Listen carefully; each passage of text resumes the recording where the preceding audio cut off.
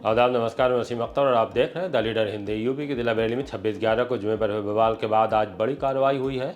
महंगे शोरूम वाली एक मार्केट और कॉम्प्लेक्स को सील कर दिया गया है, जिसमें पीटर इंग्लैंड जैसे नामी ब्रांड, मैकओवर, पैराडाइज, यूनिसेक्स सैलून और बड़ी मोबाइल जैसे स्टोर खुले थे। पुराने शहर में पुलिस पर फायरिंग, एसिड हमला, पथराव करने के मुकदमे में नामजद आरिफ को भी गिरफ्तार कर लिया गया है। प्रदेश के नगर विकास एवं ऊर्जा मंत्री अरविंद कुमार शर्मा आज शहर में थे। उनसे जब पहलवान साहब मदार में बनी दुकानों का सवाल हुआ तो बड़ी बात कह गए हैं। उस जैश मोहम्मद के पुलिस की गोली लगी है जिसने गांव में कहासुनी के विवाद में किसान गुरनाम सिंह के पेट में गोली मार दी थी। जिला अस्पताल में बाहर वाली के चक्कर में फजीता हो गया। जिला बदर को शहर में घूमते हुए पुलिस ने दबोच लिया और पीसीएस की प्रारंभिक परीक्षा कल सुबह रविवार को 2 पालियों में होगी। ये भी जानिएगा कि एक लाश को क्यों है सुपुर्द खाक का इंतजार। आइए अब आपको ये और इन जैसी दूसरी बड़ी खबरों की तफसील बताते हैं। जुमे के बवाल के बाद महंगे शोरूम की सील। 26/11 को जुमे के बवाल के बाद बीडीए ने आज एक बार फिर बड़ी कार्रवाई की है। दोपहर बाद बीडीए ने पुलिस फोर्स के साथ पीलीभीत बाईपास पर फ्लोरा गार्डन सटा कॉम्प्लेक्स सील कर दिया है, जिसमें पीटर इंग्लैंड का showroom, Makeover, Paradise, unisex salon, Star World Home Decor furniture showroom और जगतपुर रोड पर पशुपति विहार के सामने मार्केट में Sunlight Electricals, Glitter Studio, phone, बड़ी mobile store, Classic Studio, salon, G cloth collection, black news and apparel जैसे बड़े showroom seal कर दिए गए हैं। इन सभी बड़ी और महंगी दुकानों का मालिकाना हक कॉलोनाइजर मोहम्मद आरिफ का है, जिनकी काटी गई शहर की सबसे बड़ी कॉलोनियों में से एक फाइक इनकलाब में फरहत खान के घर से ऑल इंडिया इत्तेहाद मिलत काउंसिल IMC के अध्यक्ष मौलाना तौक़ीर रज़ा खान को गुजरी 26 सितंबर की रात में बरेली में बवाल के बाद गिरफ्तार किया गया था। मोहम्मद आरिफ का फार्मलैंड, जलसा green, flora garden, marriage hall और उनकी पत्नी के नाम स्काई लार्क होटल पहले ही सील हो चुका है। पूर्व IMC जिला अध्यक्ष फरहत खान के उस घर को भी सील कर दिया गया था जिसमें मौलाना पुलिस को मिले थे। आपका ये शोरूम क्या?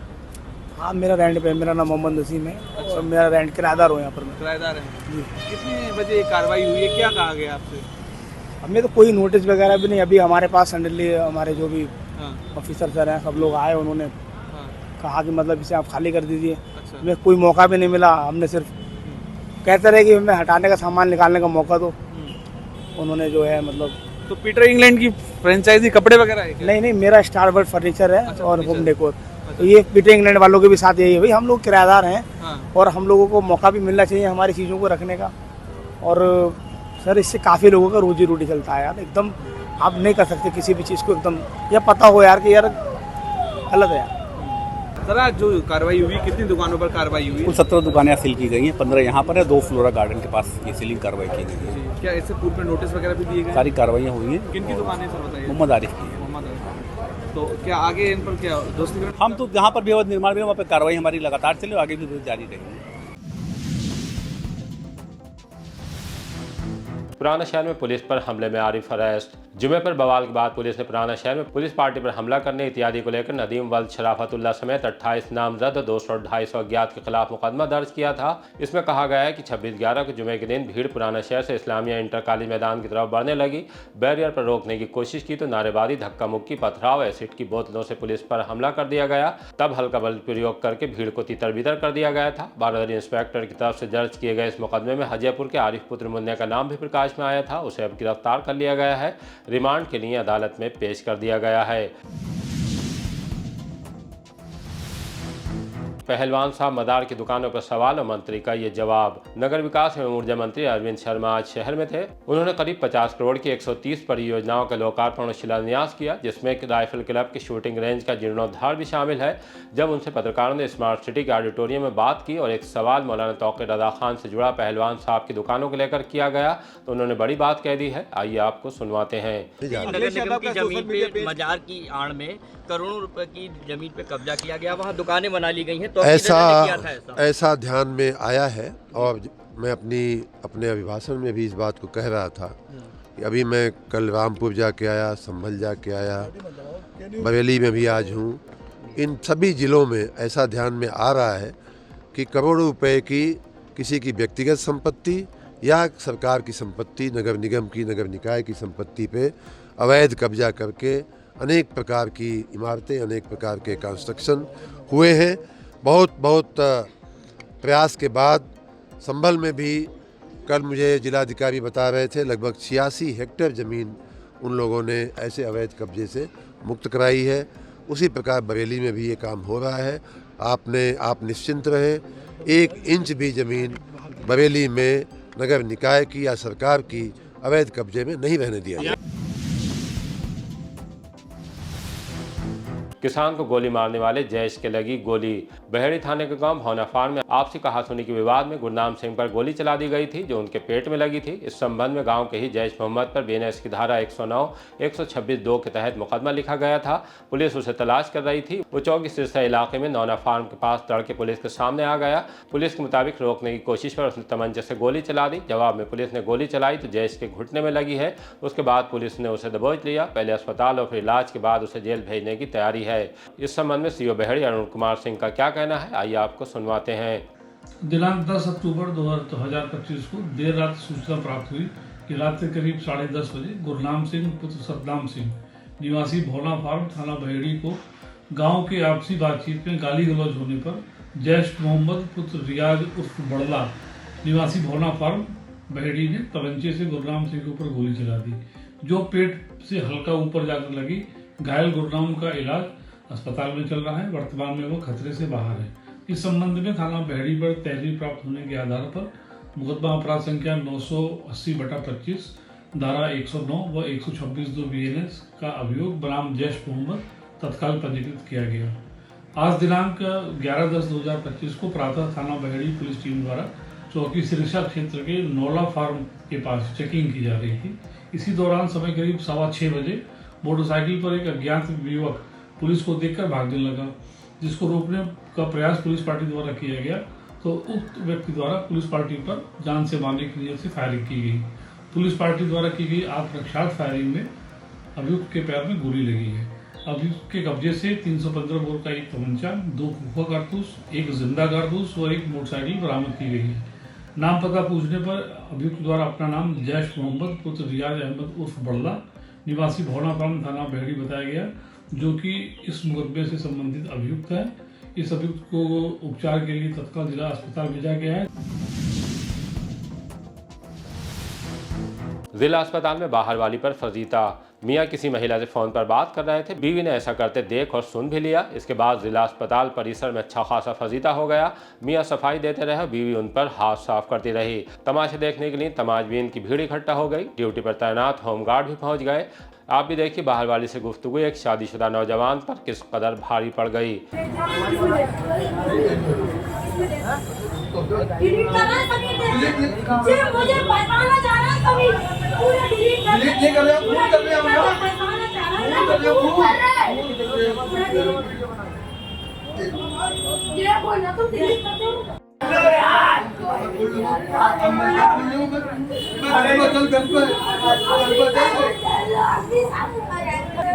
हो गई उससे बात आपको बताओगी। आप लोग देखो भैया है। जिला बदर बदमाश तमंचे के साथ गिरफ्तार। किला पुलिस ने मुखबिर की इत्तला पर किला छावनी के रहने वाले जिला बदर करण सागर को गिरफ्तार किया है। उस पर पहले 3 मुकदमे दर्ज हैं। समाज में उससे भय फैलने की आशंका के सबब उसे 6 माह के लिए 31 अगस्त को जिला बदर कर दिया गया था, लेकिन वो बरेली में ही घूम रहा था। तब उसे किला चौकी प्रभारी मनोज कुमार और बाकरगंज चौकी प्रभारी वकार अहमद ने कूड़ा घर रोड सवाले नगर नवादिया से पकड़ लिया। उससे तमंचा और कारतूस बरामद हुए हैं। जंक्शन से पकड़ा गया अफीम तस्कर। जीआरपी ने जंक्शन के प्लेटफॉर्म नंबर 1 से चेकिंग के दौरान दुर्वेश कुमार को गिरफ्तार किया है। विशारतगंज का रहने वाला है। जीआरपी के मुताबिक उससे 275 ग्राम अफीम बरामद हुई है, जिसकी कीमत अंतर्राष्ट्रीय बाजार में 5 लाख रुपए आंकी गई है। सीओ जीआरपी उसके बारे में क्या जानकारी दे रहे हैं, आइए आपको सुनवाते हैं। ये हमारी टीम आज रूटीन चेकिंग में त्योहारों के मद्देनज़र थी, तो उन्हें सूचना मिली कि शाहजहांपुर के प्लेटफार्म के तरफ, प्लेटफार्म नंबर 1 पर किनारे की तरफ एक संदिग्ध व्यक्ति बैठा हुआ है। तो हमारी टीम वहाँ पर पहुँची तो वो पुलिस की टीम को देखकर सकवकाया। उसके बाद उससे पूछताछ किया गया तो उसने मादक पदार्थ का होना बताया। इसी मैं चेकिंग में आया हुआ था बरेली सिटी, मुझे भी फ़ोन गया तो मैं आया। जब उसकी तलाशी ली गई तो उसके पास से एक पैकेट में काले रंग का पदार्थ जो मिला, जो देखने में अफीम जैसा लग रहा था। उससे भी पूछा गया तो उसने बताया कि हाँ साहब ये अफीम है। और ये मुझे एक आदमी ने दिया था। अभियुक्त का जो नाम है ये दुर्वेश कुमार सन ऑफ हरनंदन, ये उम्र इसकी करीब 18 वर्ष है और ये मिलक जैदपुर का रहने वाला है, थाना विशारदगंज बरेली का।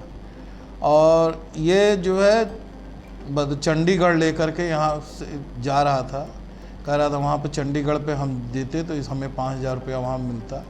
एक आदमी उसके पास फ़ोन जाता, इसका हुलिया देख करके एक आदमी कोई आता और इससे वो माल लेता, ये इसने बताया। बरामद अफीम जो है इसकी कितनी अंतर्राष्ट्रीय बाजार में? ये 575 ग्राम अफीम है, तो लगभग इसकी अंतर्राष्ट्रीय कीमत जो है 5 लाख रुपए के आसपास है। पहले बिकती थी, अब नष्ट हो रही दूषित मिठाई। खाद्य आयुक्त एवं डीएम के निर्देश पर एफएसडीए का अमला हरकत में है। त्योहार पर मिलावटखोरी रोकने और खाद्य पदार्थों की गुणवत्ता सुनिश्चित करने के लिए सैंपलिंग की जा रही है। आज भी खाद्य सुरक्षा अधिकारियों ने जिले भर में अभियान चलाकर दूध, दही, गुड़, बर्फी, लौज, सोयाबीन, रिफाइंड ऑयल, आटा, सोन पापड़ी के 13 नमूने भरे हैं। इस दौरान फरीदपुर में रामलाल मिष्ठान भंडार पर 7 किलोग्राम सोन पापड़ी दूषित पाकर नष्ट करा दी। ऐसे ही आसपुर में शेर खान स्वीट हाउस पर 40 किलो बर्फी को फेंकवा दिया गया। सहायक आयुक्त खाद्य अपूर्व श्रीवास्तव ने जानकारी दी है कि आगामी त्योहारों के मद्देनजर छापेमारी अभी जारी रहेगी। पीसीएस प्रारंभिक परीक्षा के लिए बने 34 केंद्र। उत्तर प्रदेश लोक सेवा आयोग की पीसीएस प्रारंभिक परीक्षा रविवार को होगी। उसके लिए जिले में 34 केंद्र बनाए गए हैं। 15,648 अभ्यर्थी परीक्षा देने के लिए दूसरे शहरों से पहुंचने शुरू हो गए हैं। सुचितापूर्ण और नकल विहीन परीक्षा के लिए व्यापक इंतजाम किए गए हैं। डीएम अविनाश सिंह की अध्यक्षता में शनिवार को विकास भवन सभागार में उच्च स्तरीय बैठक हुई, जिसमें परीक्षा की तैयारियों को लेकर समीक्षा की गई। परीक्षा के दौरान सुरक्षा बंदोबस्त भी बेहद कड़े रखे जाएंगे। 34 स्टैटिक मजिस्ट्रेट 34 सेक्टर मजिस्ट्रेट को केंद्रों पर तैनात कर दिया गया है। आकस्मिक स्थिति से निपटने के लिए 3 स्टैटिक और 4 सेक्टर मजिस्ट्रेट रिजर्व दल में रखे गए हैं। पहली पाली सुबह 9:30 बजे से 11:30 बजे तक और दूसरी पाली दोपहर 2:30 बजे से शाम 4:30 बजे तक चलेगी। हाफिज अरमान की दस्तारबंदी पर अमन की दुआएं। रैपुरा चौधरी में मौलाना खलील अत्तर अशरफी के 11वें उर्स के मौके पर कार्यक्रम का आगाज कुरान ख्वानी से हुआ। नातुमनक़बत पेश की गई, लंगर तकसीम किया गया। मदरसा आबिद हुसैन अशरफिया के तालिबे इल्म अरमान का हिफ्ज़ मुकम्मल होने पर दस्तारबंदी की गई। सजादा नशीन राशिद हुसैन अशरफी ने मुल्क में अमन, चैन और भाईचारा कायम रहने की दुआ मांगी। रामपुर से तशरीफ लाए शमशेर खान, हाजी अकील अशरफी, साजिद अशरफी, हाजी शकील अशरफी, कासिम खान अशरफी, असीम खान अशरफी, मुफ्ती मुकीब अहमद, मौलाना फ़हीम, मौलाना साकिब, मौलाना मुजीब, हाफिज जी वगैरह मौजूद रहे। इस लाश को किस लिए सुपुर्द खाक का इंतजार। पुलिस ने जिस बदमाश इफ्तिकार उस शैतान को भोजीपुरा में बिलवा पुल के पास 2 दिन पहले मुठभेड़ में मार गिराया था, उसकी लाश अभी पोस्टमार्टम हाउस में ही रखी है। उसे लेने इफ्तिकार के घर वाले नहीं आए हैं। फिलहाल गाजियाबाद, जबकि मूल रूप से कासगंज का रहने वाला बताया जा रहा है। 72 घंटे तक अगर उसके घर वाले नहीं आते तो फिर लावारिस लाशों की जिम्मेदारी संभालने वाली अवामी खिदमात कमेटी को जिम्मेदारी दी गई है कि वो सुपुर्द खाक कराए। मेरा नाम हसीन मोहम्मद खान है, मैं अवामी खिदमत कमेटी का वाइस प्रेसिडेंट हूँ। हम लावारिस जनाजों का जो दफन करते हैं उसके लिए ये भोजीपुरा थाने से परसों हमारे पास फोन आया था कि एक डेड बॉडी है, इनकाउंटर किया हुआ है इनका हमने, तो दफन करने के लिए उन्होंने मुझसे कहा था। कांस्टेबल हैं, तो इनको हम कल इतवार के दिन, संडे के दिन सुपुर्द खाक कर देंगे इनको। इनके घर वाले पता नहीं है या नहीं है। 72 घंटे के बाद हम उनको दफन करेंगे। 72 घंटे तक यहाँ घर वाले नहीं आते हैं तो दफन कर देंगे। फिर हम दफनाने के लिए यही जो वहाँ से पोस्टमार्टम हाउस से ही हम उनको तैयार करेंगे। कफन में लेफ्टिनेंट या वहीं घुसन देंगे, वहीं से ले जाएंगे, एम्बुलेंस से ले जाएंगे। कब्रिस्तान हमारा फिरिया निजावत खाम है और वहाँ से फोर्स जो भी होगा पुलिस आएगी, साथ में जाएगी दफन करने के लिए, हमारे साथ जाएंगे। वो लोग जाते हैं दफन करने के लिए, जिस भी लावारिश होती है जाते हैं, थाने की जो भी थाने का होता है जाएंगे वहाँ पर हम। इसी तरह की ताज़ा अपडेट जानने के लिए देखते रहिए द लीडर हिंदी। विदा लेने से पहले हमारी आपसे गुजारिश है कि हमारी रिपोर्टिंग पसंद आ रही है तो खबरों को शेयर कीजिए और हमारे चैनल को सब्सक्राइब करके हमारा हौसला ज़रूर बढ़ाइए।